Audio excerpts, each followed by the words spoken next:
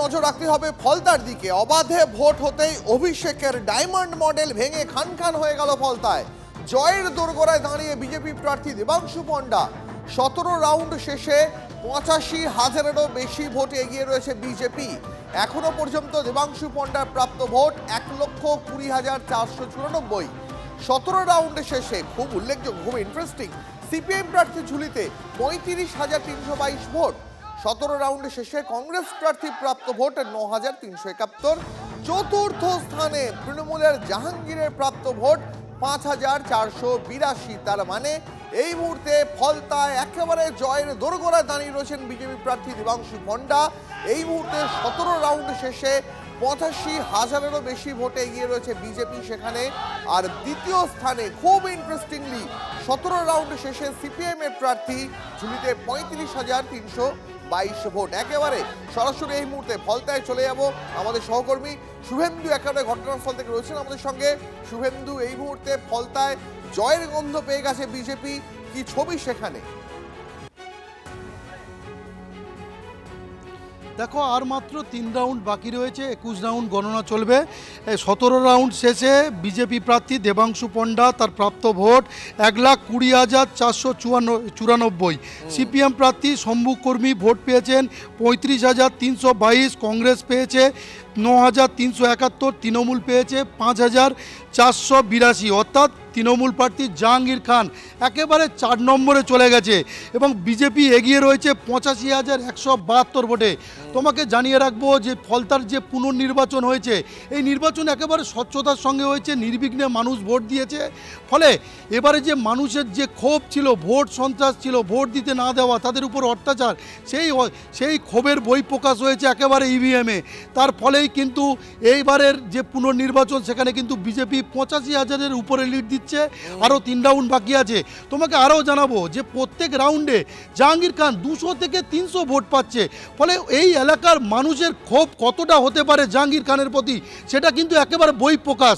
ফলে এই যে জাহাঙ্গীর খানের 190 নম্বর বুথ, সেখানেও কিন্তু জাহাঙ্গীর খান খুব বেশি ভোট পাননি, এমনটাই আমরা খবর পাচ্ছি। তবে ভোট গণনা চলছে, আর মাত্র 3 রাউন্ড বাকি রয়েছে। তবে বাইরে একেবারে গণনা কেন্দ্রের মধ্যে রয়েছে, আমি ছবিটা দেখানোর চেষ্টা করব, যে পুলিশি নিরাপত্তা রয়েছে, একেবারে পুলিশি নিরাপত্তা রয়েছে, গণনা চলছে এবং আর 3 রাউন্ড পরেই কিন্তু প্রার্থীরা একে একে বেরোবেন ভিতর থেকে। এবং সিপিএম কিন্তু একেবারেই দ্বিতীয় স্থানে চলে এসছে, কারণ গত 2021-এর বিধানসভাতে এখানে সিপিএম কোনো প্রার্থী দেয়নি, দিয়েছিল কংগ্রেস। এবং 2024-এর লোকসভা নির্বাচনে সেখানে প্রতিকুর রহমান দাঁড়িয়েছিল, সেখানে ফলতাতে পেয়েছিল 2,000 ভোট। এবং 2024-এর লোকসভা নির্বাচনে অভিষেক বন্দ্যোপাধ্যায় এখান থেকে 1,68,000-এর বেশি ভোট পেয়েছিল। কিন্তু একেবারে উলটপুরাণ এবং পরিষ্কার প্রমাণিত হচ্ছে যে ফলতা বিধানসভা শুধু নয়, অন্যান্য লোকসভা ডায়মন্ড হারবার লোকসভা কেন্দ্রের অন্যান্য বিধানসভাতে যে ভোট দিতে না দেওয়ার যে অভিযোগ রয়েছে, সেটা কিন্তু এই ফলতা বিধানসভায় প্রমাণিত হয়ে গেল। কারণ নজর রাখো পরিস্থিতির ওপর, তোমার থেকে প্রতি মুহূর্তের আপডেট আমরা নিতে থাকবো। তবে জয়ের মুখে বিজেপি প্রার্থী দেবাংশু পণ্ডা তিনি কি বলছেন তার এজেন্ট শোনাবো দর্শকদের।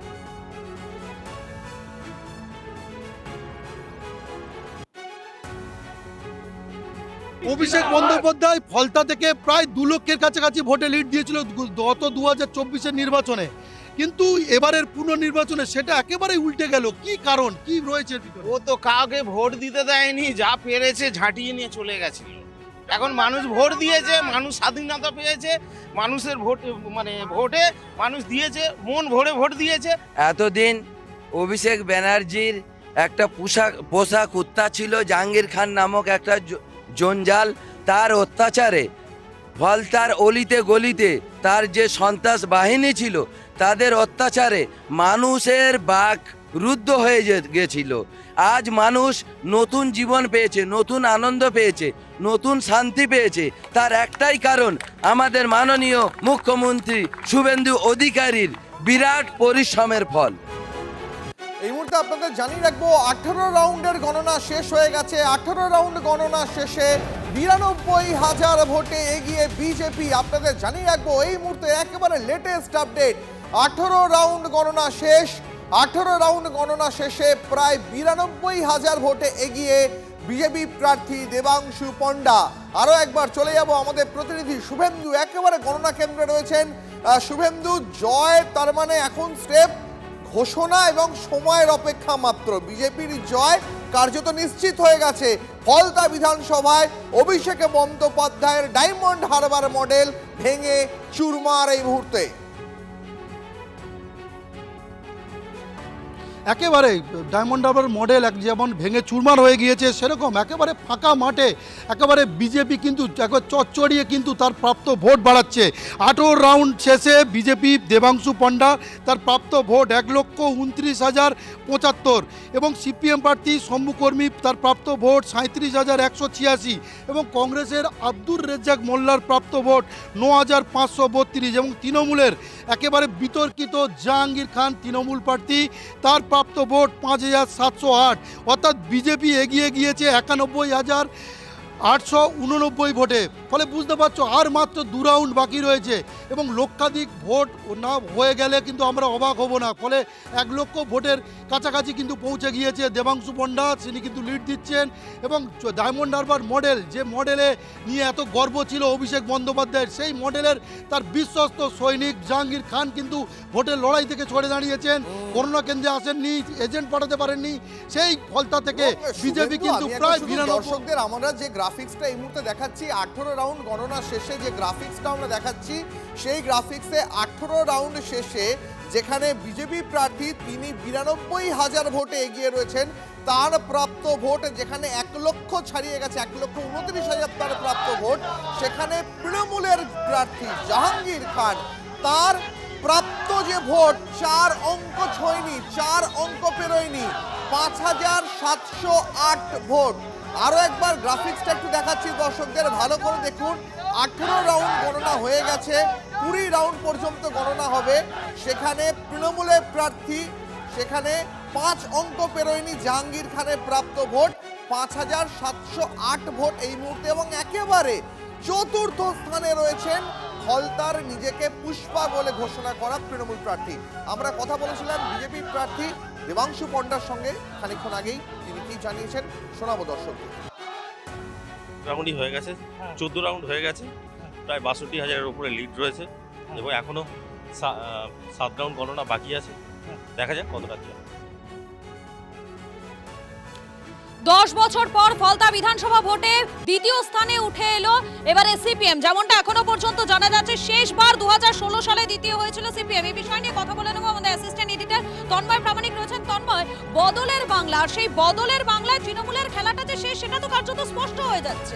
দেখো, ওই একটি কথা হচ্ছিল যে চকচক করলেই সেটি সোনা হয় না বা চকচক করলেই ডায়মন্ড হয় না।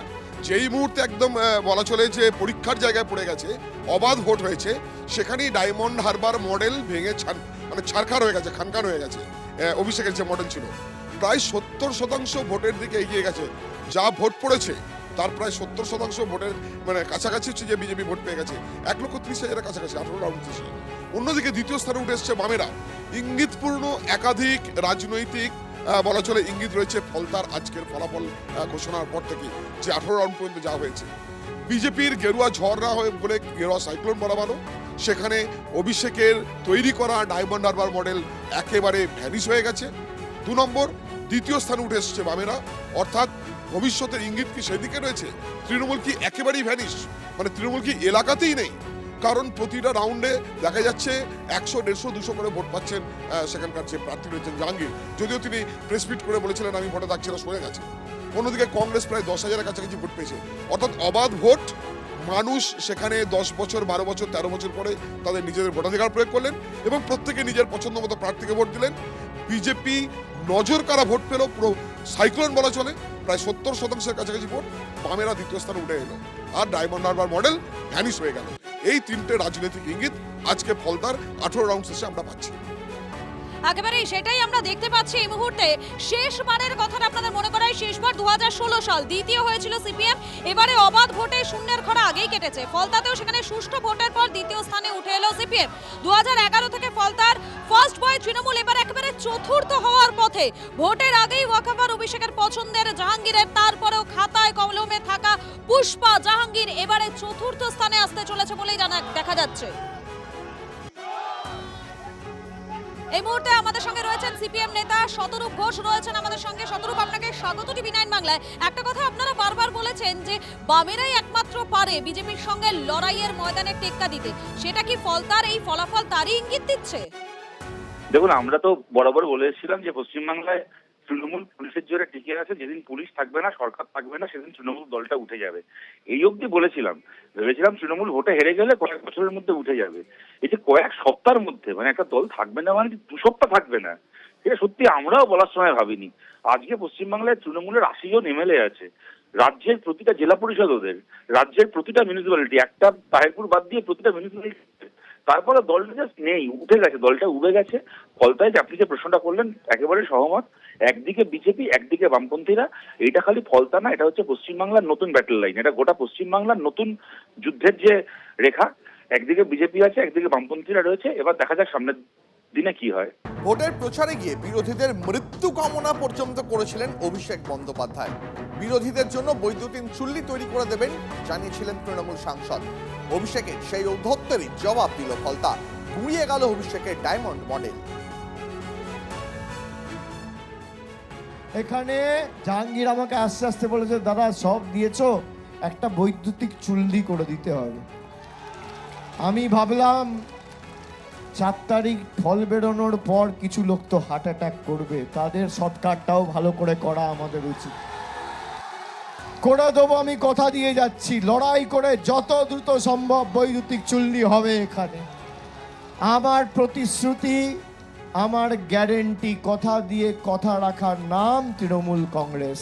তৃণমূলের তো কোনো ক্যান্ডিডেট ছিল না, তৃণমূল তো ক্যান্ডিডেট তুলে নিয়েছে এবং এই জয়টা গণতন্ত্রের জয়, মানুষের জয়, ফলতার মা বোনেদের জয়।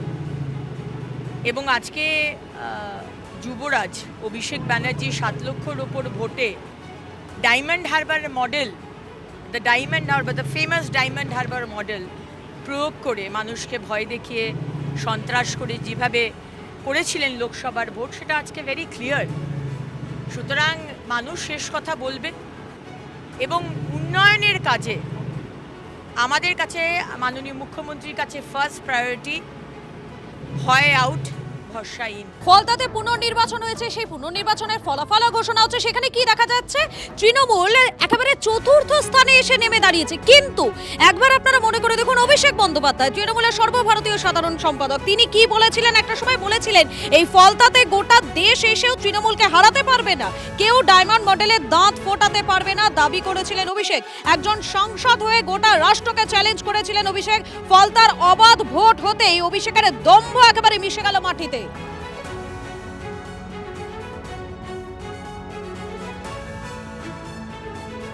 ভারতবর্ষের স্বরাষ্ট্রমন্ত্রী সভা করতে এসে বর্ধমানে বলেছে, আমার নাকি মুখ্যমন্ত্রী হওয়ার ইচ্ছা, আমার রাজনৈতিক ভবিষ্যৎ ওনারা শেষ করবেন, আমার কোনো পদ লাগবে না, আমি সারাক্ষণ সর্বক্ষণের মানুষের কর্মী, এর জন্য কোনো স্ট্যাম্প লাগে না। আর আপনি যদি চান অভিষেক বন্দ্যোপাধ্যায় রাজনীতি ছেড়ে দিন, আপনাকে 3টে অপশন আমি দিচ্ছি, সুযোগ দিচ্ছি, পারলে লুপে নিন। বাংলার 1,64,000 প্রাপ্য পাওনা ছেড়ে দিন। অভিষেক বন্দ্যোপাধ্যায় 24 ঘন্টার মধ্যে তৃণমূলের হয়ে পঞ্চায়েতে যাবে না, রাজনীতি থেকে অবসর নেবে। 2 নম্বর, গরিব মানুষের ছাদের যে টাকা আপনারা আটকে রেখেছেন, 1 মাসের মধ্যে সে টাকা ছেড়ে দিন, আমি রাজনীতি করবো না, ছেড়ে দেবো। 3 নম্বর রাস্তা, ডায়মন্ড হারবারে এখনো মনোনয়ন দেওয়ার সময় হয়নি, আপনি নিজে এসে আমার বিরুদ্ধে লড়াই করে আমাকে হারান, আমি রাজনীতি ছেড়ে দেব।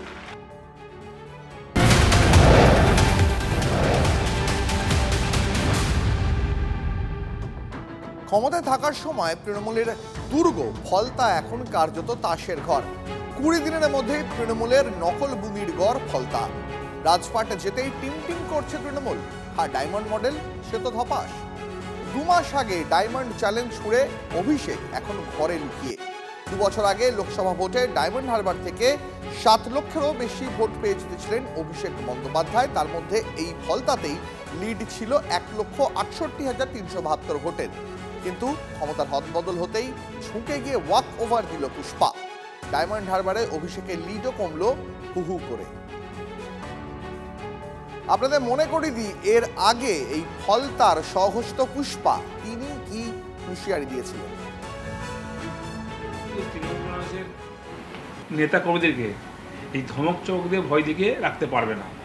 উনি যদি নিজেকে সিংহ মনে করে সিনেমার আর্টিস্টে, আমরাও পুষ্পা, ঝুঁকে নেই। আমরা ঝুঁকবো সাধারণ মানুষের কাছে, আমরা ঝুঁকবো গণদেবতার কাছে। কোনো দিল্লির পুলিশ বা বিজেপির দালালের কাছে আমরা মাথা নত করবো না। স্লোগান দিয়েছিল ঝুঁকেগা নেই, এখন এটা তো বলেনি যে ছিপেগা নেই, पुष्पा छिपेगा नहीं बोले नहीं, छिप गया पुष्पा, अब उसका क्या चर्चा करना।